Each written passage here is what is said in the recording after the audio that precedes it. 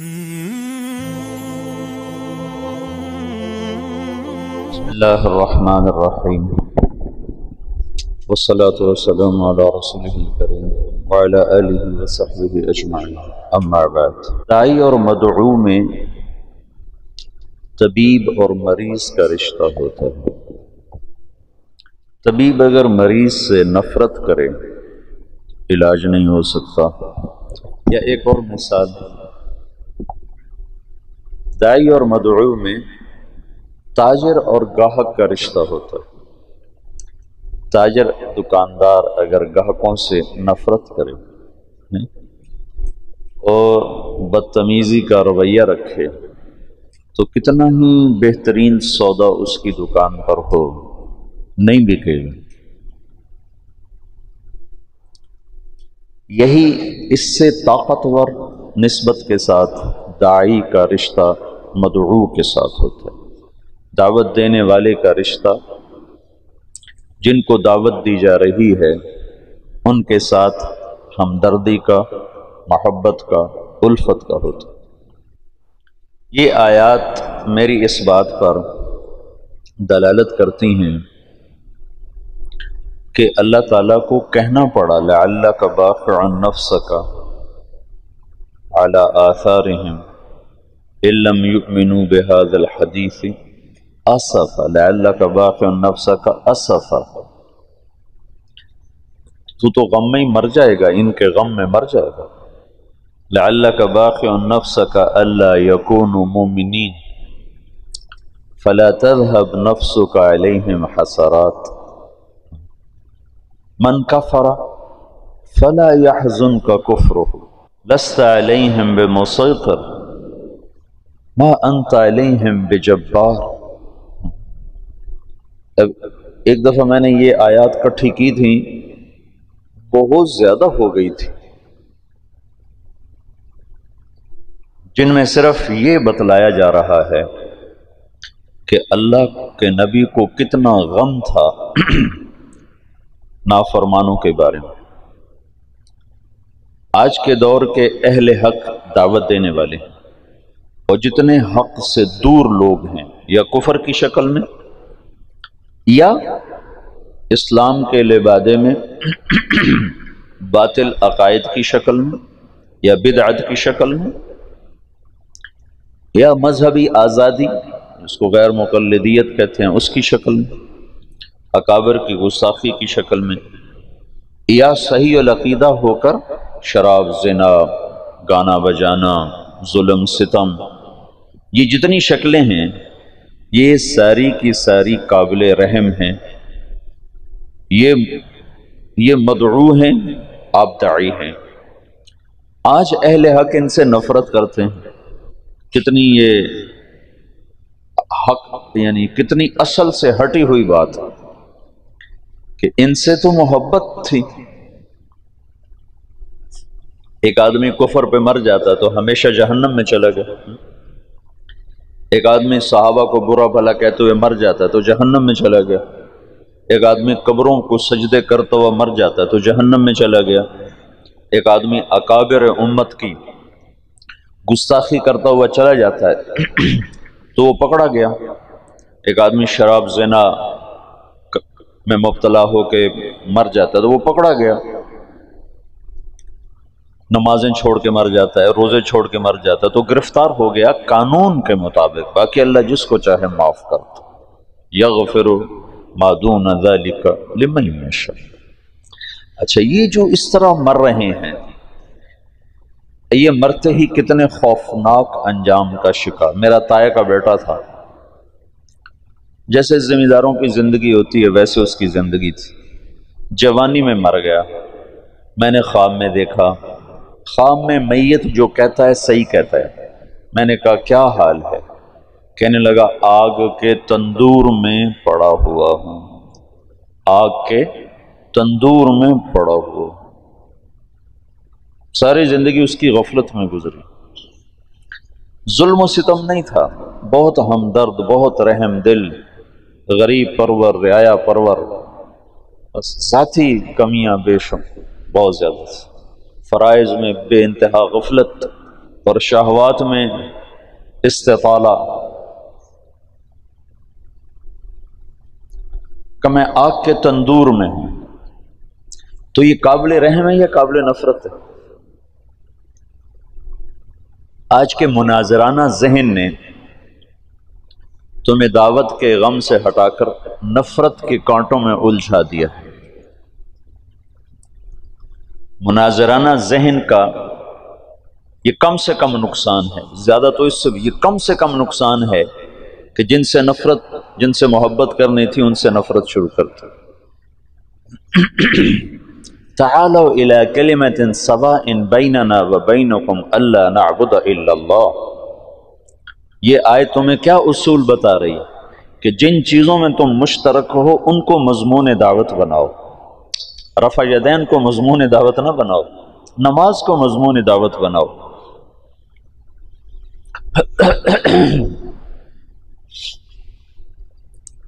اور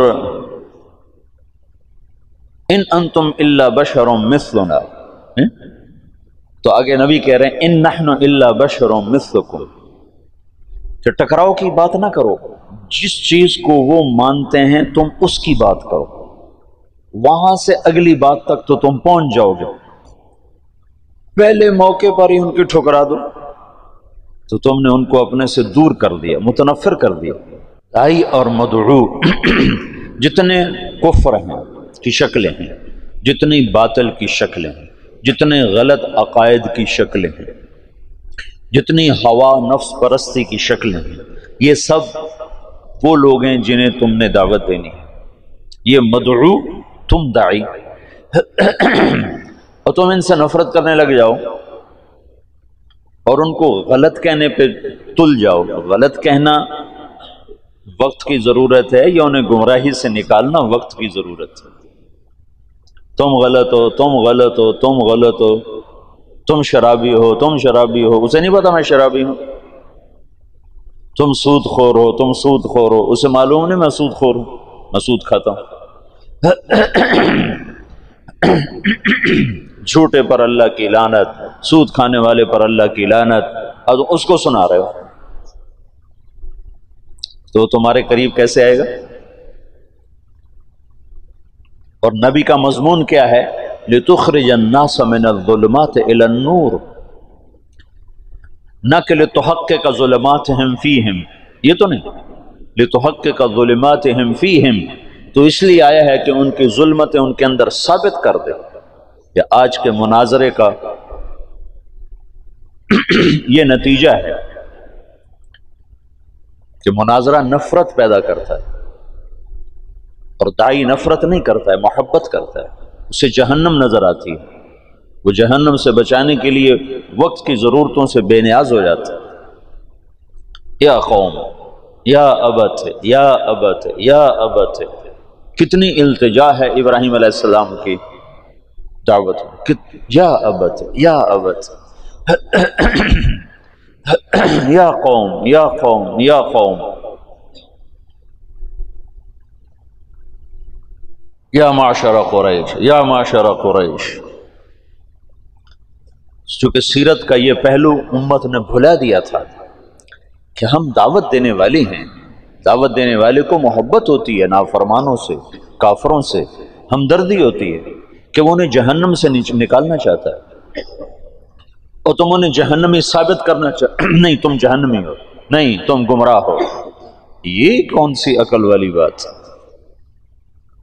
موت اور رزق کا جواب نہیں ہوتا، میں نے رات بھی بتایا تھا، سائل کا جواب ہوتا۔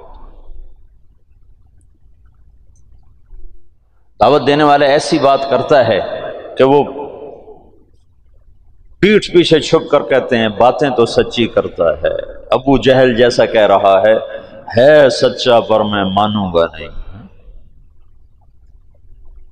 کیا خوبصورت مضمون دعوت ہے کہ سب سے بڑا اعداء عدو الاسلام کہتا ہے سچا مانوں گا نہیں۔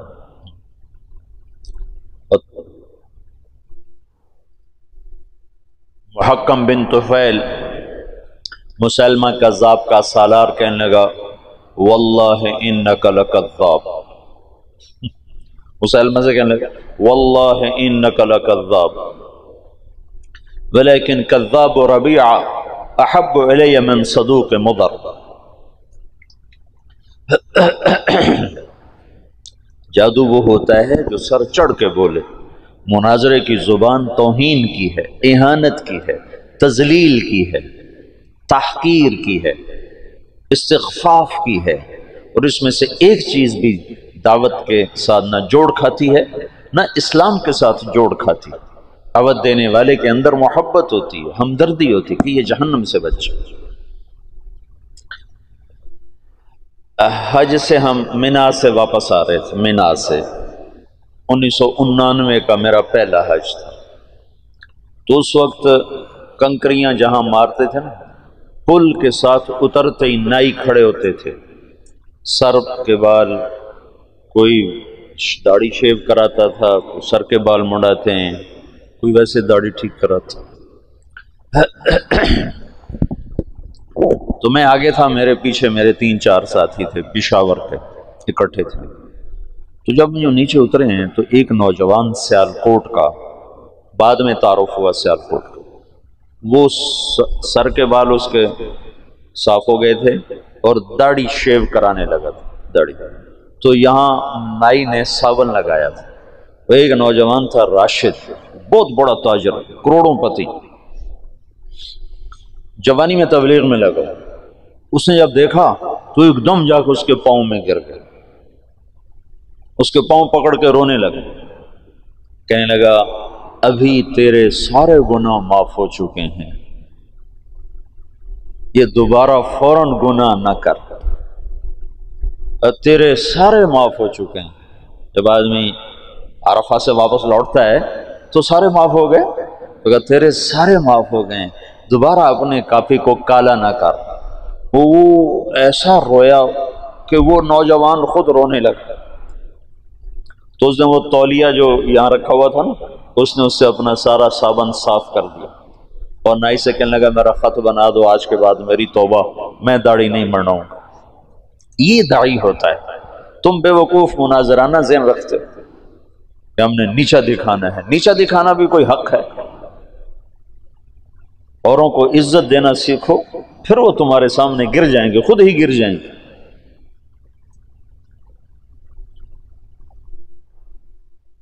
دعوت دینے والے کے اندر سراسر ہمدردی ہوتی.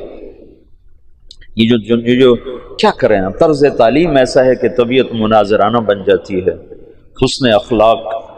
میں تو کھپتا رہتا ہوں کہ تمہیں یہ پہلو تمہارے سامنے لانے کی کوشش کرتا رہتا ہوں.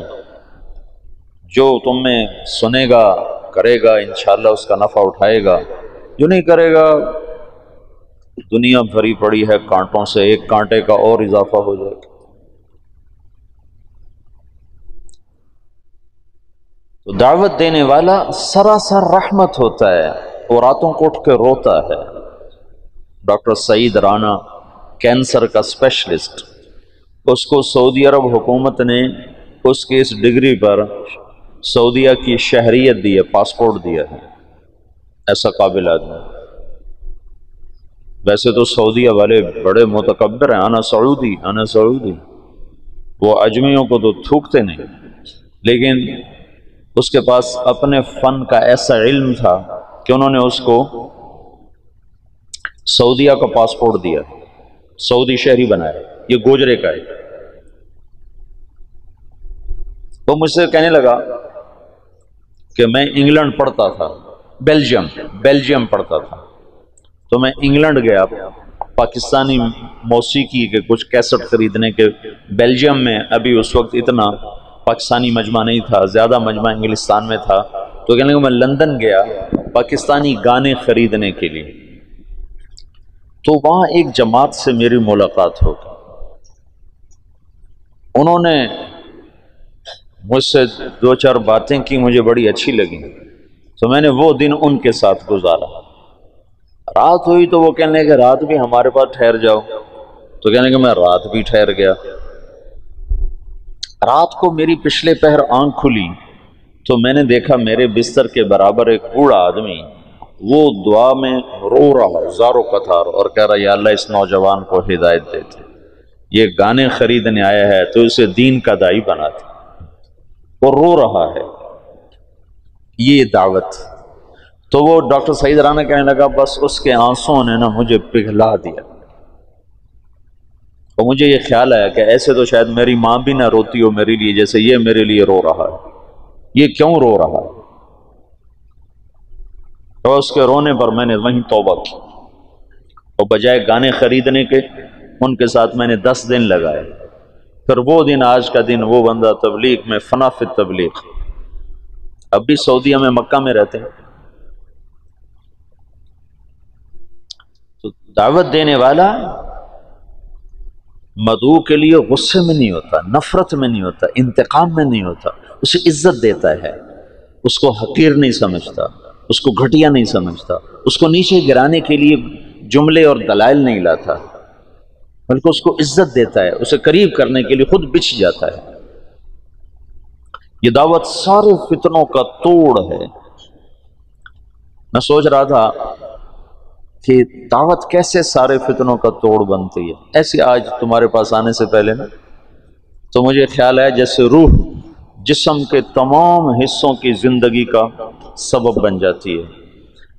ہاتھ کے لیے کوئی الگ طاقت نہیں چاہیے، پاؤں کے لیے، آنکھوں کے لیے، دل کے لیے، دماغ کے لیے، کانوں کے لیے، سر کے لیے، بالوں کے لیے، زبان کے لیے، ہونٹوں کے لیے، دانتوں کے لیے، کمر کے لیے، مہروں کے لیے، پٹھوں کے لیے، پھیپھڑوں کے لیے، خون کے لیے۔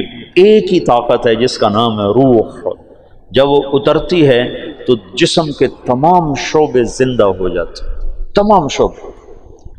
ہر شعبے کو زندہ کرنے کے لیے کوئی الگ نہیں ہے۔ پھر آگے اس کو باقی رکھنے کے لیے ہاتھ کی طاقت کو باقی رکھنے کے لیے الگ ایکسرسائز ہے، پاؤں کی طاقت کو باہر رکھنے کے لیے الگ ایکسرسائز ہے، کمر کی طاقت کو باہر رکھنے کے لیے الگ ایکسرسائز ہے، لیکن صرف روح اکیلی جسم کے تمام شعبوں کو جیسے زندہ کر دیتی ہے، ایسے ہی دعوت اللہ دین کے زندگی کے تمام شعبوں کو تنہا زندہ کر دیتے۔ پھر ان کو باقی رکھنے کے لیے آگے محنتیں ہیں، لیکن زندگانی کے لیے اکیلی دعوت کافی۔ اور یہ عیسیٰ علیہ السلام تک ہوتا چلا آیا کہ دائی اکیلا ہوتا تھا اور کوئی ہاتھ میں تلوار نہیں، طاقت نہیں۔ اول من قاتل فی سبیل اللہ یوشع، پہلا شخص، پہلا نبی جس نے قتال کیا وہ یوشع علیہ السلام۔ موسیٰ علیہ السلام تک کسی نبی نے تلوار نہیں اٹھائی، بغیر تلوار کے اللہ تعالیٰ اہل باطل کو صفایا کر دیتا تھا۔ اور فرعون جیسا طاقتور آدمی جو کہتا ہے انا ربکم الاعلی، میں سب سے بڑا رب ہوں، میں سب سے بڑا رب ہوں، اس کا جسم آج بھی سلامت، شاید میں نے پہلے بھی بتایا، اس کے جسم پر گوشت تازہ چڑھتا رہتا ہے۔ میں نے مصر کے احراموں سے جو نکلی ہیں لاشیں وہ دیکھیں لندن کے عجائب گھر میں، تو وہ پٹیوں میں بند ہیں، اور بعضوں کی انہوں نے اوپر سے پٹیاں اتار دی ہیں دکھانے کے لیے، تو شیشے کے بڑے بڑے بکسے ہیں، ان کے اندر وہ لاشیں پڑی ہیں، ان کی کھالیں چٹک گئی ہیں، کھال چٹک گئی ہے لیکن ہے سلامت، اور ہڈیاں اس میں سے نمایاں نظر آتی ہیں، چہرے کی کھال ایسے چٹکی ہوئی ہے، لیکن فرعون کی ساری لاش تر و تازہ ہے، اس پر تازہ گوشت پیدا ہوتا رہتا ہے، چڑھتا رہتا ہے، ہر سال اس پہ نیا گوشت چڑھتا ہے، اور اس کے چہرے پر بھی، گردن پر بھی، اس کے سر کے بال بالکل تر و تازہ۔ پھر انہوں نے وہاں جب وہ زیادہ ہو جاتا ہے تو وہیں چوہے رکھے ہوئے ہیں، چوہے جو اس پہ چھوڑے جاتے ہیں، ہر سال 15 مارچ کو اس کی لاش کو نکالا جاتا ہے اور اس پر چوہوں کو چھوڑا جاتا ہے جو اس کو اوپر سے سارا گوشت نوچ لیتے ہیں جو ضرورت سے زیادہ ہوتا ہے، باقی کو پھر وہ دوائیاں لگا کر اور خوشبوئیں لگا کر اور کپڑے میں بند کر کے پھر اس میں ڈال دیتے ہیں۔ اس کے جسم پر موت کے آثار نہیں آئے۔ فَالْيَوْمَ نُنَجِّيكَ بِبَدَنِكَ لِتَكُونَ لِمَنْ خَلْفَكَ آیَةً، میں تیرے بدن کو نجات دے دوں گا، دیتا رہوں گا، باب تفیل ہے نا، کہ مسلسل تیرا جسم زندہ ہوتا رہے گا، جسم زندہ ہوتا رہے گا۔ تو جسم کے جو ہاتھ سلامت ہیں، ناخن سلامت ہیں، تو فرعون جس نے کہا میں رب ہوں، اس کو زیر کرنے کے لیے بھی صرف ایک موسیٰ گئے تھے اپنے بھائی ہارون کے ساتھ، کوئی لاؤ لشکر لے کر نہیں گئے تھے۔ دعوت اتنی طاقتور چیز ہے کہ دعوت دینے والا خود کہہ رہا ہے انی اخاف ان یقتلون، یا اللہ مار دیں گے مجھے، اور آگے اللہ تعالیٰ کہہ رہے ہیں میں جو ساتھ میرے ہوتے ہوئے بھلا ہو سکتا، اننی معکما اسمع و ارا، جاؤ جاؤ میں تمہارے ساتھ ہوں، کچھ نہیں کر سکتا۔ تو عیسیٰ علیہ السلام تک آپ دیکھو کہ ہر داعی اکیلا آیا اور سامنے ایک ٹھاٹھے مارتا ہوا انسانوں کا سمندر ہے، لیکن نبی کی بات غالب آئی اور اللہ نے نہ ماننے والوں کو پکڑا۔ منہم من اخذتہ الصیحہ منہم من ارسلنا علیہ حاصبا منہم من خسفنا بہ الارض ومنہم من اغرقنا۔ یہ اللہ تعالیٰ نے اپنی پوری تاریخ کو 4 جملوں میں بیان کر دیا کہ دعوت کے مقابلے میں باطل جتنی بڑی شکل میں آیا ٹوٹ گیا، لیکن موسیٰ علیہ السلام پر جب تورات اتری تو اللہ کا جو غیبی نظام تھا اچانک پورے باطل کی پکڑ کا وہ اللہ نے اٹھا دیا اور اہل ایمان کو سامنے کھڑا کر دیا۔ موسیٰ علیہ السلام تلوار اٹھا رہے ہیں، داؤد علیہ السلام تلوار اٹھا رہے ہیں، رسول اللہ صلی اللہ تعالی وسلم کی برکت سے آپ سارے عالم کے لیے رحمت بن کر آئے، سارے انسانوں کے لیے رحمت بن کر آئے، تو اللہ نے مسخ ہونا اٹھا دیا، بندر بن جاؤ، خنزیر بن جاؤ، پہلے اللہ نے بنا دیے۔ انزل علینا مائدۃ من السماء، اللہم ربنا انزل علینا مائدۃ من السماء، آسمان سے دسترخوان اتارنے کی عیسیٰ علیہ السلام کی قوم نے شرط رکھی، اللہ نے دسترخوان اتارا، جب وہ نہیں مانے تو اللہ نے کھڑے کھڑے خنزیر بنا دیا، اور مچھلی کھانے پر سوتو سوتو کو بندر بنا دیا۔ جب ہمارے نبی تشریف لائے تو اللہ تعالیٰ نے بندر بنانا، خنزیر بنانا، آپ کی برکت سے یہ اس کو اٹھا دیا، تلوار بیچ میں آ کے۔ اسلم تسلم۔ تو کرنے اول میں چونکہ اللہ نے مسلمانوں کو طاقت دے دی تو بہت سے لوگ کہتے ہیں اسلام تلوار سے پھیلا، حالانکہ اسلام دعوت سے پھیلا ہے، ہر دور میں دعوت سے اور اخلاق داعی، 2 چیزیں ہیں جنہوں نے اسلام کو پھیلایا ہے، ایک دعوت دینے والوں کے اخلاق اور ایک ایمان کی دعوت۔ لیکن ایک نمونہ 7ویں صدی میں اللہ تعالیٰ نے خالصتاً دعوت کے ذریعے سے دنیا کی سب سے بڑی سیاسی طاقت کو زیر کیا، یہ اللہ نے دکھایا تاکہ آنے والی نسلوں میں بطور حجت کے ایک داستان باقی رہے کہ اگر امت دعوت دینے کو اپنا وظیفہ بنا لے تو بڑے سے بڑا باطل ٹوٹ سکتا ہے، مقابلے سے نہیں ہوگا، مقابلے سے نہیں ہوگا، مناظرے سے نہیں ہوگا، ضد پیدا ہو جائے، بغض پیدا ہو جائے، جب بغض پیدا ہوتا ہے پھر انکار کی صلاحیت، پھر اقرار اور ماننے کی صلاحیت ختم ہو جاتی ہے، اور ہمیشہ مناظروں سے اور جواب در جواب سے اور رد الجواب سے بغض کی کیفیت پیدا ہوتی ہے اور نفرت کی کیفیت پیدا ہوتی ہے۔ تم ہارنا سیکھو، ہارنا، جی آپ جیت گئے میں ہار گیا، تو تمہیں کوئی ہرا نہیں سکتا۔ مولانا جمشید صاحب ہمیں فرمایا کرتے تھے جو ہارا سو جیتا، جو ہارا سو جیتا۔ اسی سلطنت کو زوال آ گیا 232 ہجری میں، 100 سال بڑی طاقتور حکومت، متوکل کو اس کے بیٹے منتصر نے قتل کر دیا، پہلا قتل بیٹے کے ہاتھوں باپ کا حکومت کے لیے عباسی دور میں ہوا ہے کہ منتصر نے ترکوں سے مل کر اپنے باپ متوکل کو، اس متوکل کی عمر صرف 42 برس تھی جب اس نے کچھ 14 برس حکومت کی تھی، اس کے بعد بنو عباس کی ہیبت ہمیشہ کے لیے اٹھ گئی، اور 232 سے 334 تک ترک کھیلے بنو عباس خلفاء کو تخت سے گھسیٹ کر نیچے پھینک دیتے تھے، اور گھسیٹتے ہوئے باہر صحن میں دھوپ میں کھڑا کر دیتے، کسی کی آنکھیں نکال دیتے، کسی کو زندہ کو تہ خانے میں بند کر کے اندر ہی سسکا کے مار دیتے تھے۔ تو 334 تک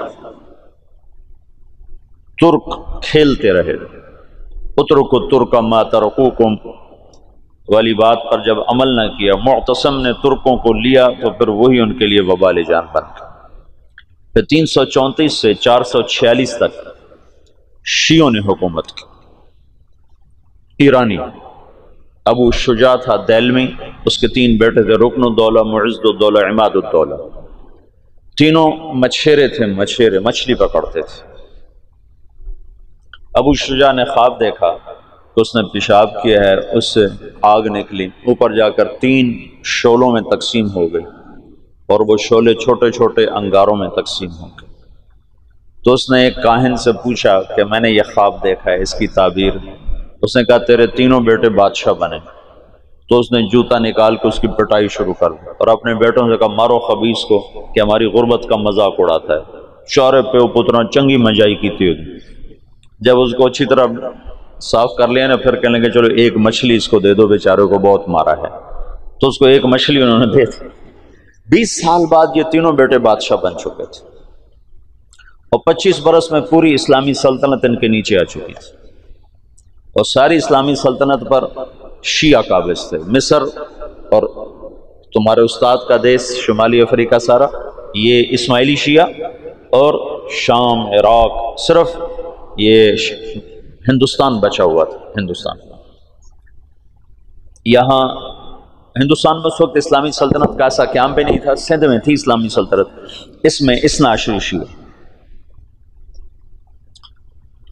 446 میں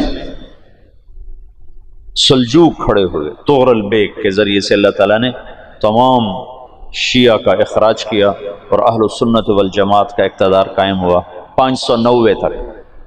590 تک، 446 سے 590۔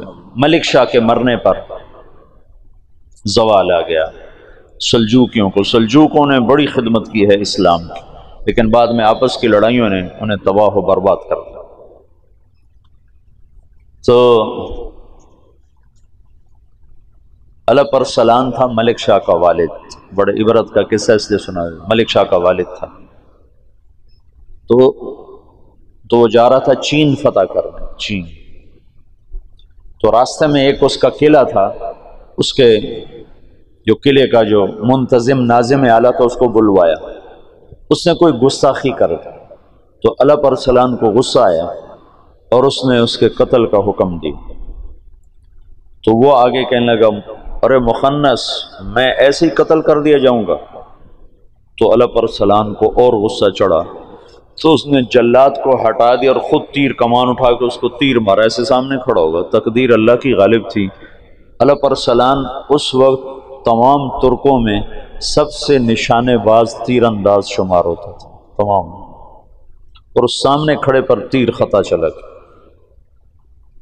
تو اس کو غصہ چڑھا، اس نے اپنا تلوار نکالی اور آگے بڑھا خود قتل کرنے کے لیے۔ تو اپنے ہی جو اس نے شاہی عبا ہوتی ہے اس میں اس کا پاؤں اٹک گیا، تو اس سے وہ گر کے اس کے سامنے جا پڑا۔ تو اس نے وہاں سے چھلانگ لگا، خنجر نکال کر سیدھا اس کے دل میں اتار دیا۔ بعد میں وہ تو قتل ہو گیا، تو اس کو اٹھا کے بستر پہ ڈالا گیا۔ تو اس نے وصیت کی کہ میرے بعد میرا بیٹا ملک شاہ بادشاہ ہوگا اور نظام الملک اس کا وزیر ہوگا، اور اس کی ساری تدبیر وہ دیکھے گا جب تک یہ بالغ نہیں ہوتا۔ پھر اس نے کہا میں تمہیں آج ایک بات بتاتا ہوں۔ میں ایک بڑے شیخ کی خدمت میں گیا تھا، میں نے ان سے کہا تھا مجھے کچھ نصیحت کرو، تو انہوں نے مجھے فرمایا تھا کبھی بھی عجب میں مبتلا نہ ہو اور کبھی دشمن کو کمزور نہ سمجھنا۔ کہ یہ 2 باتیں مجھے کہتی، دشمن کو کمزور نہ سمجھنا، عجب میں مبتلا نہ ہو۔ کہ کل شام کو میں ٹیلے پر کھڑا ہوا اپنے لشکر کو دیکھ رہا تھا، تو میری جی میں آ رہا تھا پوری دنیا میں مجھ سے بڑا بادشاہ کوئی۔ اور یہ بات ٹھیک تھی، فعلاً ٹھیک تھی، پوری دنیا میں مجھ سے بڑا بادشاہ کوئی نہیں۔ اللہ تعالیٰ نے مجھے دکھایا کہ تجھ سے بڑا اللہ ہے، اللہ ہے۔ اور اس قلعے کے ناظم کو میں نے حقیر چیونٹی کی طرح سمجھا اور خود اس کو اٹھ کے مارنے کو دوڑا، تو اللہ نے مجھے اسی کے ہاتھوں مروا کے دکھا دیا کہ طاقت اللہ کے ہاتھ، تو میں نے اسے حقیر جانا، ادھر میں عجب میں مبتلا ہوا۔ تو بادشاہی کا عجب تھوڑا ہوتا ہے اور لکھنے پڑھنے کا عجب اس سے زیادہ ہوتا ہے۔ 590 سے 656 تک پھر کسی کا ہاتھ نہیں ہے بنو عباس پر، ایسے ہی روتے دھوتے۔ تو چنگیز خان اٹھا ہے کہ 610 میں، اور اس نے تباہی کا ایک ایسا ریلا اس کے ساتھ تھا، ہر چیز کو خس و خاشاک کی طرح بہا کر لے گی۔ 664 میں وہ مرا ہے، اس وقت اس کی عمر 73 برس تھی، 73 سال 4 مہینے۔ اس نے کوئی 25 برس حکومت کی، اور اس نے چنگیزی سلطنت کو ناقابل تسخیر بنا دیا۔ یہ دنیا کا واحد جرنیل ہے، رات بھی بتایا تھا، جس نے شخصی طور پر تنہا سب سے زیادہ فتوحات کی ہیں، اور اس کا کوئی علم عطائی تھا جنگوں کے بارے میں، ملک گیری کے بارے میں، جہاں گیری کے بارے میں، اس کا علم عجب تھا، اس کی برق رفتاری، اس کی ذہن کی تیزی کمال درجے کی تھی۔ قبائل کو ایسے اس نے جوڑ دیا تھا، سب ایک جھنڈے تلے مختلف قبائل جمع ہو گئے تھے، اور دنیا کی ناقابل تسخیر طاقت بنے۔ اور قراقرم صحرائے گوبی میں منگولیا کے پاس ایک بڑا شہر اس نے بنایا، دارالحکومت، جو ساری دنیا کا سب سے بڑا دارالحکومت، اور ان کا بڑا نشانہ مسلمان تھے، مسلمان، کہ مسلمانوں سے زیادتی ہوئی تھی، جس کے بدلے میں چنگیز خان نے ان پر حملہ کیا تھا۔ چنگیز خان کے مرنے پر اس کی سلطنت، اس کے 4 بیٹے تھے، بڑا جوجی تھا، جوجی کے بارے میں اسے شک تھا کہ یہ میرا بیٹا نہیں، کہ اس کی جب یہ چھوٹا سردار تھا تو اس نے بڑی شکستیں کھائیں، حتیٰ کہ اس کی بیوی اغوا ہو گئی۔ جب وہ واپس آئی تو حاملہ تھی، لیکن اس نے بورتائی خاتون اس کا نام تھا، اس نے ہمیشہ اس کو عزت دی اور اس بیٹے کو اپنا ہی بیٹا سمجھا، اس کا نام جوجی۔ 3 بیٹے اس کے سامنے پیدا ہوئے، اغدائی، چغتائی اور طولوئی۔ تو اس نے اغدائی کو اپنا جانشین بنایا، اور جوجی کو روس کی سلطنت دی، روس کی، اور چغتائی کو اس نے منگولیا کی طرف کا اور چین کی طرف کا علاقہ دیا، اور جو طولوئی تھا اس کو یہ نیچے آذربائیجان سے نیچے ایران اور یہ شام، یہ علاقے اس نے 4 حصوں میں اس نے اپنی سلطنت کو تقسیم کیا، اور اغدائی کو سب سے بڑا سردار بنایا۔ اغدائی کے دور میں فتوحات کا رخ مسلمانوں سے ہٹ کے یورپ کی طرف چلا گیا، تو ان کا ایک سالار تھا سبدائی بہادر، سبدائی، وہ پولینڈ تک پہنچا، پولینڈ تک، لیکن اس میں کوئی ایسی سلطنتیں تھیں نہیں، ایسی چرواہے سے بیچارے غریب لوگ، تو وہ پولینڈ تک اس نے چنگیزی سلطنت کو پھیلا دیا۔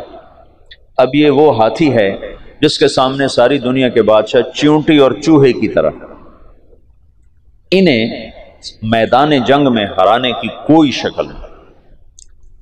تو اسلام کی شکل یوں تھا کہ اب بجھا، اب بجھا، اب بجھا، لیکن اللہ نے دین کو باقی رکھنا ہے تو انسانوں کو بھی باقی رکھنا ہے جو مسلمان کہلائیں۔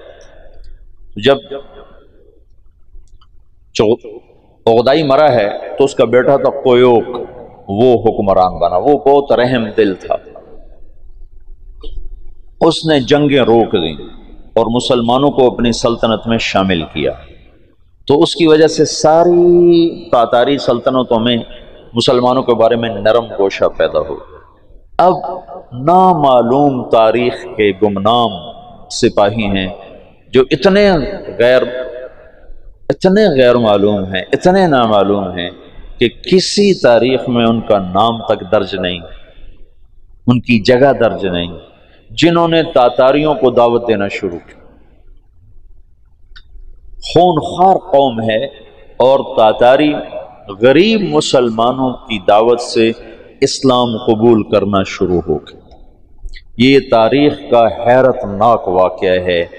غیر مسلم مورخین بھی اور مسلم مورخین بھی جب یہاں پہنچتے ہیں تو وہ حیران ہوتے ہیں کہ کیسے ایک فاتح قوم نے مفتوح قوم کا مذہب کیسے قبول کر لیا۔ ہندوستان میں کوئی عیسائی نہیں تھا، آج کروڑوں ہیں، کہاں سے آئے؟ انگریزوں نے دعوت۔ اندلس سے سارے مسلمان مٹ گئے، سب عیسائی ہو گئے، کیسے؟ طاقت عیسائیوں کے ہاتھ میں تھی۔ تو یہ ایک عجب واقعہ ہو رہا ہے کہ طاقت جن کے ہاتھ میں ہے وہ اسلام کے سب سے بڑے دشمن ہیں، اور اسلام اور مسلمان ان کے لیے سب سے مبغوض چیز ہے، اور پھر وہ انہی کا کلمہ پڑھتے جا رہے ہیں۔ یہ 7ویں صدی میں ہو چکا ہے۔ آج کا چنگیز کسی اور شکل میں ہے، کسی اور نام کے ساتھ ہے، آج کا ہلاکو کسی اور شکل میں ہے، کسی اور نام کے ساتھ ہے، لیکن آج بھی وہی ہوگا جو 7ویں صدی میں ہو چکا ہے۔ ہم ان کو سیاسی میدان میں، جنگی میدان میں شکست نہیں دے سکتے، کہ وہ سائنس ٹیکنالوجی میں وہاں پہنچ چکے ہیں جہاں ہم اور جنم لے کر بھی نہیں پہنچ سکتے، لیکن ایک راستہ ہمارے پاس پڑا ہے، ہم ان کو دعوت دیں۔ اس وقت فرانس میں اوسط 5 سے 6 گورے روزانہ مسلمان ہو رہے ہیں، اوسطاً 5 سے 6 گورے روزانہ مسلمان، اور فرانس یورپ میں سب سے زیادہ اسلام قبول کرنے والا ملک بن چکا ہے، اور اس کے بعد اٹلی سب سے زیادہ تیزی کے ساتھ اسلام میں آ رہا ہے، اور پوری دنیا میں امریکہ میں سب سے زیادہ اسلام پھیل رہا ہے۔ دعوت ایسی چیز ہے جو چیونٹی سے ہاتھی کو مروا دیتی۔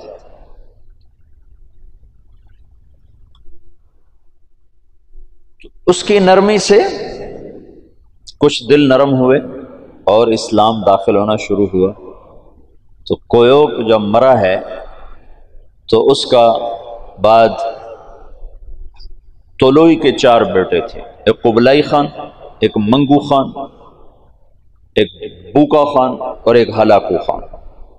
تو اس وقت جوجی کا بیٹا ایباقا وہ سب سے بڑا سردار تھا تاتاریوں میں، تو انہوں نے مشورہ کیا کہ اب ہم کس کو اپنا خاقان بنائیں، تو ایباقا نے منگو خان کے بارے میں کہا کہ اس کو اپنا خاقان بناؤ۔ منگو اسلام دشمن تھا، اس کے دور میں بغداد تباہ ہوا ہے۔ جب بغداد پہ حملے کا لشکر نکلا ہے تو یہ جو مسلمان دائی تھے یہ جوجی کی نسل میں اپنا کام دکھا چکے تھے، اور جوجی کا پوتا برکا خان مسلمان ہو گیا۔ ان کی دعوت پر ایک وزیر مسلمان ہوا، وزیر کو جب موقع ملتا برکا خان کو اسلام کے فضائل سناتا، اس کو باتیں بڑی اچھی لگتی، پھر وہ پوچھتا تمہیں یہ باتیں کون بتاتا ہے، تو پھر وہ بڑے مناسب طریقے سے کہتا کہ یہ مسلمانوں کا دین ہے، یہ مسلمان بتاتے ہیں۔ پھر اس نے کہا مجھے مسلمانوں کا کوئی وفد ملاؤ، پھر ایک وفد اس سے ملا، انہوں نے اسلام کی دعوت دی، اسلام کے بنیادی اصول بتائے، تو برکا خان مسلمان ہوا۔ روس آج بھی دنیا کی سب سے بڑی سلطنت ہے، اس وقت بھی روس بہت بڑی سلطنت تھا، تو جتنا روسی مغل تھا اور چنگیزی تھا وہ برکا خان کی برکت سے سارے کا سارا مسلمان ہو گیا، کوئی تلوار نہیں۔ ہلاکو جس نے بغداد کو تہ تیغ کر کے رکھ دیا، 15 لاکھ آدمی ذبح کرتا، 658 میں پھر اس نے مصر پہ چڑھے، اس دوران حلب، شام، دمشق اس نے اینٹ سے اینٹ بجا دیا، پھر 658 میں وہ دمشق مصر کی طرف حملہ آور ہوا۔ تو مصر پر اور ہندوستان پر، حالانکہ یہ دونوں ملک کے لوگ کو اتنے دلیر نہیں تھے جتنے کہ شام، عراق، یہ جو جنگجو قومیں تو یہاں تھی، عرب، اور مصر تو مخلوط قوم تھی، ہندوستان مخلوط قومیں تھیں، لیکن کوئی اللہ کی قدرت ہے، نہ ہندوستان پہ مغل حاوی ہو سکے نہ مصر پہ حاوی ہو سکے، دونوں جگہ ہندوستان والوں نے تو طاقت سے، اور اللہ کی مدد تو دونوں کے ساتھ تھی، اور مصر والوں نے سیاست سے۔ 658 میں ہلاکو خان نے مصر پہ حملے کے لیے فوج نکالی تو اس کا بھائی منگو خان مر گیا۔ منگو کے مرنے پر یہ قانون تھا کہ جو تاتاری جہاں پر ہے، جب خاقان اعظم مر جائے تو سب قراقرم پہنچیں تاکہ اگلے خان کا انتخاب کیا جا سکے، اگلے خاقان کا انتخاب کیا جا سکے۔ تو وہ وہاں سے نکلا، تو اس کی بیوی تھی، وہ عیسائی ہو چکی تھی، دوقوزہ، اور اس کا سالار تھا کتبوغا، وہ بھی عیسائی ہو چکا تھا۔ وہ مسلمانوں پر بہت ظلم اٹھاتے تھے، بہت ظلم اٹھاتے تھے، اور ان دونوں نے بڑی کوشش کی کہ ہلاکو خان عیسائی ہو جائے، لیکن وہ عیسائی نہیں ہوا۔ تو انہوں نے اس کی منت کی کہ تم واپس نہ جاؤ، مصر کو فتح کر لو، وہ تو مر گیا، اب تو پہنچ بھی نہیں سکتے ہیں، تو تم بعد میں جانا، پہلے مصر فتح کرو۔ اس نے کہا نہیں، یہ چنگیز خان کا قانون ہے، میں اسے پورا کروں۔ اور اس نے ایک لشکر کا حصہ شام میں چھوڑا، فلسطین میں، اور 2 حصے لے کر وہ واپس چلا گیا قراقرم کی طرف۔ تو اس موقع سے فائدہ اٹھا کر مصر والوں نے خود حملہ کر دیا۔ تو عین جالوت پر 658 میں رمضان میں یہ جنگ لڑی گئی، اور 40 سال کے بعد مسلمانوں کو پہلی فتح نصیب ہوئی، اور اس میں قطبوغا گرفتار ہوا، تو وہاں مصر میں اس کو ٹکڑے ٹکڑے کر کے ختم کیا گیا، پر وہ ایسا کم وقت تھا کہ بوٹی بوٹی ہو گئے، پر اس نے سی نہیں کی، اف نہیں کی۔ انہوں نے کہا کیا تاتاری عورتوں نے بچے جننے بند کر دیے جو میرا کوئی بدلہ نہ لے گا؟ میرا بدلہ لینے والے ضرور آئیں گے، لیکن اللہ نے وہ موقع نہ دیا۔ برقع خان ایمان لا چکا ہے۔ جب ہلاکو چلا ہے، وہ قراقرم کے قرولتائی اس کو کہتے تھے، قرولتائی کانفرنس، اس کانفرنس کے لیے چلا ہے، تو اس وقت قبلائی طلوئی کے 4 بیٹے تھے، تو منگو بنا تھا، تو منگو کی جگہ بوقا خان موجود تھا قراقرم میں، وہ خود ہی خاقان بن گیا۔ تو قبلائی کو پتہ چلا، تو وہ پھر فوج لے کر آیا، اور اس نے اپنے بھائی کے ساتھ پہلی دفعہ تاتاری آپس میں لڑنا شروع ہوئے، اور ان کی ہیبت میں کمی آئی، اور قبلائی خان نے بوقا کو شکست دی اور قراقرم پہ قبضہ کیا۔ پھر ان بھائیوں میں آپس میں بہت لڑائیاں ہوتی رہیں تخت کے لیے۔ آخر میں قبلائی خان غالب آیا، اور اس نے اپنے بھائی کو قید کر لیا، پھر قید میں وہ مر گیا بوقا، اور اس نے قراقرم کی بجائے چین کو اپنا دارالحکومت بنایا، چین فتح کیا اور چین کو اپنا دارالسلطنت بنایا۔ جب ان جنگوں سے فارغ ہوئے تو ہلاکو خان نے حملہ کیا مصر پر، تو برقع خان کو خط لکھا رکن الدین بیبرس نے کہ تم ہماری مدد کرو، تم بھی مسلمان ہو، ہم بھی مسلمان۔ تو پھر برقع خان نے ہلاکو کو خط لکھا کہ تم مسلمانوں پہ حملہ نہ کرو، ورنہ میں تم پہ حملہ کروں گا۔ تو ہلاکو نے اسے خط لکھا کہ تم نے چنگیز کا قانون نہیں پڑھا کہ تاتاری آپس میں نہیں ٹکرایا کرتے؟ تو اس نے اس کو جواب دیا کہ وہ بھی کافر تھا، تو بھی کافر ہے، تو حملہ کرے گا میں تیرے اوپر حملہ کروں گا۔ جب وہ مصر پہ حملہ آور ہوا تو برقع خان ہلاکو پہ حملہ آور ہوا، تو اس نے ہلاکو کو شکست دی، اور مصر اس تسلط سے نکل گیا۔ پھر ان دونوں بھائیوں کی، چچا زاد بھائیوں کے آپس میں لڑائیاں ہوئیں، جس میں ہلاکو کو آخر میں شکست ہوئی، اور اس غم سے وہ بھی 42 سال کی عمر میں فالج کے مرض سے مر گیا۔ اس کا پوتا ہلاکو کا پوتا نکودار اس کا نام تھا، پہلے وہ عیسائی ہوا، عیسائی، اور اس نے اپنا نام نکودار رکھا۔ یہ نکودار خاقانی نام نہیں ہے، لیکن بعد میں اللہ نے اس کو اسلام کی دولت دی تو مسلمان ہو کر اس نے نام احمد خان رکھا۔ ہلاکو کی نسل میں اسلام داخل ہو گیا، کوئی تلوار نہیں چلی۔ کون گمنام تھے جنہوں نے ان کو دعوت دی؟ تبلیغ کی طاقت بتا رہا ہوں۔ یہ جو جوشیلے لوگ ہیں نا تحریکوں، ایک تبلیغ سے کیا ہوگا، صرف تبلیغ سے کیا ہوگا، نری تبلیغ سے کیا ہوگا، نرے بستر اٹھانے سے کیا ہوگا، یہ بتا رہا ہوں کہ نری تبلیغ سے کیا ہوا۔ 7ویں صدی کے چنگیز کلمہ پڑھ گئے، آج کے چنگیز بھی کلمہ پڑھیں گے، زندہ رہو گے تو دیکھو گے۔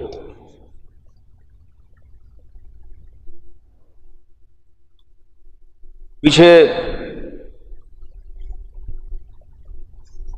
صرف ایک نسل قبلائی کی نسل چین نکل گئی، وہ محروم ہوئے اسلام سے، ورنہ باقی ساری نسل چنگیز چغتائی رہ گیا۔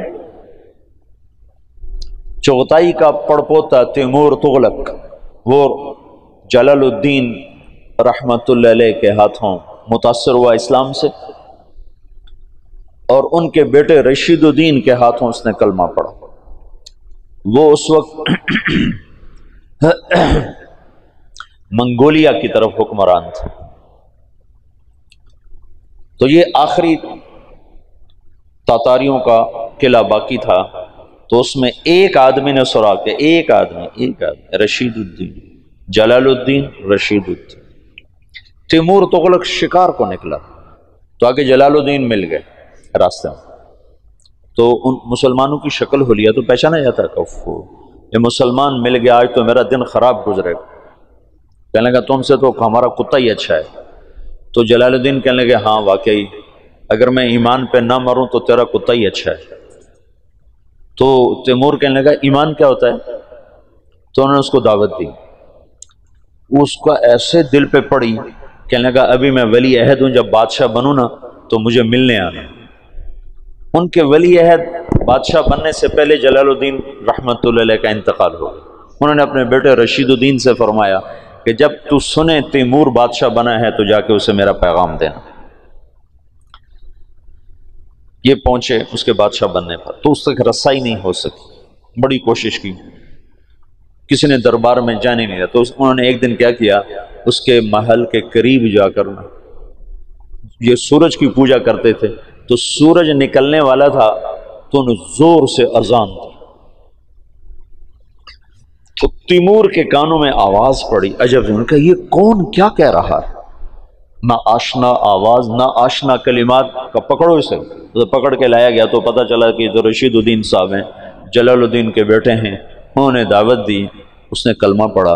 اس نے اپنے وزراء کو بلایا کہ میں مسلمان ہو چکا ہوں، تم میرے ساتھ کلمہ پڑھو. وہ بھی مسلمان ہو. پھر اس نے اپنے سالار کو بلایا کہ میں مسلمان ہو چکا ہوں، تم بھی مسلمان ہو. اس نے کہا یہ میرے غلام سے لڑائی لڑے، کشتی کرے، اگر یہ اس کو گرا دے تو میں کلمہ پڑھ لوں گا. تو تیمور نے کہا تم دلائل سنو، تم کشتی کو اسلام کے ساتھ کیا جوڑتے ہو؟ انہوں نے کہا میں لڑائی کی دلیل جانتا ہوں، اس کے علاوہ کوئی دلیل جانتا نہیں. اس کے غلام کا نام تھا جراش، اور وہ کیا بلا تھی، وہ 5 سالہ اونٹ وہ جو بیٹھا ہوتا تھا نا، اس کو دونوں ہاتھوں پہ اٹھا کر یوں لے جاتا تھا. 5 سال کے اونٹ. تم سے یہ سلیپنگ بیگ نہیں اٹھائے جاتے. 5 سالوں. اب اس کے ساتھ رشید الدین صاحب کیا لڑیں گے؟ تو انہوں نے کہا نہیں میں لڑوں گا انشاءاللہ، کشتی کروں گا کل اس کے ساتھ. اگلے دن سارا شہر اکٹھا ہو گیا. انہوں نے رات کو اللہ سے بات کر لی، جو تو نے ان کو ایمان دینا ہے تو مجھے جتا دے، نہیں دینا تو میں اس کے سامنے کچھ بھی نہیں. تو اگلے دن وہ بڑا اکڑتا ہوا اور ہنستا ہوا میدان میں اترا. جو گئی آگے ماڑکو سے وہ ہاتھی سا. تو جب دونوں آمنے سامنے ہوئے تو انہوں نے اس کے قریب جا کر ایک ہلکا سا اس کے سینے پر اللہ اکبر یوں ایک مکہ مارا، اللہ اکبر. تو وہ 4 کلابازیاں کھا کے زمین پہ گرا، دڑل دڑل دڑل دڑ بوجھا گرا. تو سارا مجمع حیران پریشان ہو گیا. تو اس کے سالار نے کہا مان گیا، اسلام میں طاقت ہے، اسلام میں طاقت. کلمہ پڑھا. اس تیمور کی قبر پر آج بھی لکھا ہوا ہے یہ وہ بادشاہ ہے جس کے ہاتھ 10 لاکھ انسان مسلمان ہوئے. 10 لاکھ. نہ وہ شیخ المشائخ ہیں، نہ وہ کوئی صوفیاء میں سے، نہ کوئی علماء میں سے، اور اس کے پیچھے دعوت ہے کمزور انسان کی. اور کچھ عرصے کے بعد سوائے قبلائی کی نسل کے باقی ساری تاتاری قوم مسلمان ہو چکی تھی. یہ 7ویں صدی میں ہو چکا ہے میرے عزیزو، یہ 15ویں صدی میں بھی ہو جائے گا. یہ دعوت وہ نسخہ ہے جو ہر دور کے لیے ایک ہی طرح کی تاثیر اور اثر اور طاقت رکھتا ہے. ہندوستان کو اللہ نے چنا، پتہ نہیں کیوں چنا. اس میں کیا ایسی اس خطے میں صفات تھیں اللہ ہی بہتر جانتا ہے. یہ تھوڑا سا میں نے آپ کو پس منظر بتایا ہے کہ دعوت کی تاریخ، اس کے ساتھ سیاسی تاریخ، پھر مولانا الیاس صاحب نے کیسے کام شروع کیا. یہاں جو حالات بن گئے تھے، یہاں بھی مسلمانوں کی طاقتور حکومت تھی، لیکن جیسے قومیں زوال پذیر ہوتی ہیں تو زوال آ گیا. 1700 یہ شاہ عالم ثانی کے دور میں وہ الو محمد شاہ رنگیلا، اس کا نام ہی رنگیلا تھا، محمد شاہ رنگیلا، ہنوز دلی دور است، شراب پی کے مست رہتا تھا۔ 24 سال حکومت کی، نکمے لوگ جب سیادت پر آ جائیں تو شیر شاہ سوری نے صرف 6 سال حکومت کی تھی، 6 سال، وہ سارے ہندوستان کو پوری دنیا میں یوں کر دیا تھا۔ اس کا نام تھا فرید خان، نام اصل تھا فرید خان، اور سہسرام بہار میں ایک چھوٹی سی جگہ تھی جہاں یہ پیدا ہوا تھا، اور سپاہی بھرتی ہوا تھا بابر کی فوج میں سپاہی بھرتی ہوا تھا۔ تو ایک دن کھانے پر بیٹھے تھے، بابر بھی بیٹھے تھے، تو سامنے گوشت کا ٹکڑا ذرا دور تھا، تو شیر شاہ سوری نے خنجر نکالا اور اس ٹکڑے کو یوں خنجر پیوست کر کے اس کو یوں اٹھایا اور اٹھا کر اپنے سامنے رکھا۔ تو بابر یہ سارا دیکھ رہا تھا، تو اس نے بعد میں اٹھ کر کہا یہ نوجوان میں مجھے اقتدار کی نظر آ رہی، یہ مجھے خطرہ نظر آ رہا ہے، اس پر نظر رکھی جائے۔ صرف اتنی بات سے اس نے کہا اس پہ نظر رکھی جائے، اور وہ نظر کیا رکھتے، تقدیر اس کے حق میں آ چکی تھی، وہ اللہ تعالیٰ نے اس کو اقتدار دیا، حکومت صرف 6 سال کی حکومت میں اس نے ہندوستان کو پوری دنیا سے یوں اونچا کر دیا، اور یہ کم وقت 24 سال حکمران رہا، اور صبح شراب کا دور چلتا تھا اور شام تک چلتا تھا۔ شاہ عالم کے دور میں تو اس کو غلام قادر روہیلا نے اس کی آنکھیں نکال دی تھی، تو شاہ عالم کے دور میں انگریز لال قلعے میں داخل ہوتے، 1757 میں پلاسی میں نواب سراج الدولہ کو شکست ہوئی، اور 1799 میں جو آخری امید تھی ٹیپو سلطان، اس کو سرنگا پٹم میں شکست ہوئی، میسور۔ یہ اس کا جو باپ تھا نا حیدر علی، یہ چنیوٹ کا تھا، چنیوٹ کے پاس ایک جگہ یہاں کا تھا، یہاں سے پھرتے پھراتے دکن پہنچا، وہاں سپاہی بھرتی ہوا، ہندو راجا کی فوج، سپاہی سے ترقی کر کے سالار بنا، سالار سے حاکم بنا، پھر اس کا بیٹا ٹیپو، دونوں بڑے اونچے لوگ تھے پر ان کی تقدیر ہار گئی تھی۔ تقدیر، میں وہ لندن میں گیا نا پچھلے سال، تو وہ سلطان ٹیپو کی وہ پڑی ہوئی ہے تلوار جس سے وہ آخری وقت لڑتے ہوئے شہید ہوا، اور اس کی ٹوپی جو سر پہ رکھا کرتا تھا، اور اس کی وہ عبا جس میں وہ خون کے چھینٹے اب بھی لگے ہوئے تھے، اور اس کا تخت جس پہ وہ بیٹھا کرتا تھا، اور تخت کے نیچے پاؤں رکھنے کی جو جگہ نا، پاؤں ایسے پاؤں، وہ ایک شیر کا سر تھا، اتنا بڑا سر، خالص سونے سے بنا ہوا، خالص، اور اس کی زبان ایسے باہر نکلی ہوئی، تو اس کے اوپر وہ پاؤں رکھ کے بیٹھا کرتا تھا، اور اس کو ایڈمبرا کے ایک سپاہی نے، وہ تو گولیاں لگ کے ختم تھے، مرے کو مارا تھا، مرے کو مارے شاہ مدار، تو وہ ایک ایڈمبرا کا سپاہی تھا، اس نے اس کو شہید کیا تھا۔ تو سارا ساز و سامان وہاں پڑا ہوا ہے اس کے عجائب گھر میں، دیکھا میں نے جا کے، اس کی شال بھی، اور اس کی ساری وہ کمان بھی، تیر بھی، ساروں نے ایک جگہ پر ایسے لگائے ہوئے ہیں۔ وہ آخری امید تھی مسلمانوں کو، 1799 میں وہ شہید ہوا ہے۔ تو جنرل ہیرس نے کہا ہندوستان ہمارا ہے۔ پھر 1834 میں لارڈ میکالے آیا پہلی دفعہ کہ یہاں کے مسلمانوں کو قابو کرنے کے لیے کیا پالیسی بنائی جائے اور تعلیمی نظام کیسے فٹ کیا جائے۔ پھر 1857 میں ایک آخری کوشش تھی جنگ آزادی کی، جو ایک ہلا گلا تھا، کوئی تدبیر نہیں تھی، اس لیے اس نے ناکام ہی ہونا تھا، لیکن اس میں مرزا الہی بخش اور نواب شجاع الدولہ اور نجف خان اور رجب علی خان، یہ سازشی مہرے تھے جو انگریزوں سے ساز باز کر کے انہیں دلی تک پہنچنے کا راستہ ہموار کیا۔ اس کے صلے میں ان کو جاگیریں ملیں، بہت کچھ ملا۔ جنرل بخت خان تھا جو راجپوت تھا، جویا خاندان سے تھا، بخت خان، وہ آخر دم تک لڑا، آخر دم تک لڑا۔ بہادر شاہ ظفر سے اس نے کہا میرے ساتھ نکل چلو، میں دوبارہ لشکر منظم کروں گا، لیکن تقدیر ہار جائے تو کوئی تدبیر کام نہیں آتی۔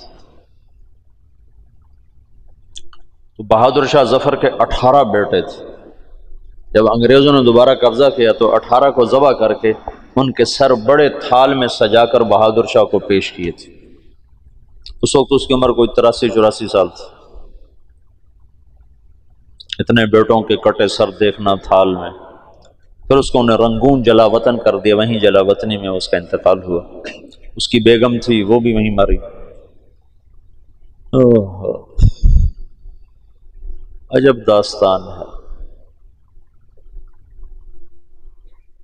تو اب سیاسی طور پر ابھرنے کے کوئی آثار نہیں تھے، سیاسی طور پر ابھرنے کے کوئی آثار نہیں تھے۔ اب یہاں سے مولانا الیاس کا دور شروع ہوتا ہے۔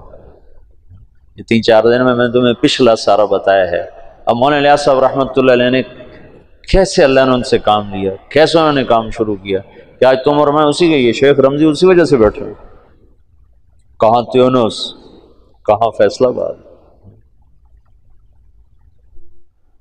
اس شخص نے کیا محنت کی کہ جس سے یوں آفاق جڑتے چلے گئے۔ سیاسی پس منظر ایسا تھا کہ آج ختم اور آج ختم۔ انگریز نے کوشش کی یہاں عیسائیت کو پھیلایا جائے اور مسلمانوں کو اندلس کی طرح ختم کر دیا جائے، لیکن اللہ کا غیبی نظام حرکت میں آ چکا تھا۔ غالباً یہ وہ آخری کوشش ہے جو ہر کچے پکے گھر میں اسلام داخل ہوگا۔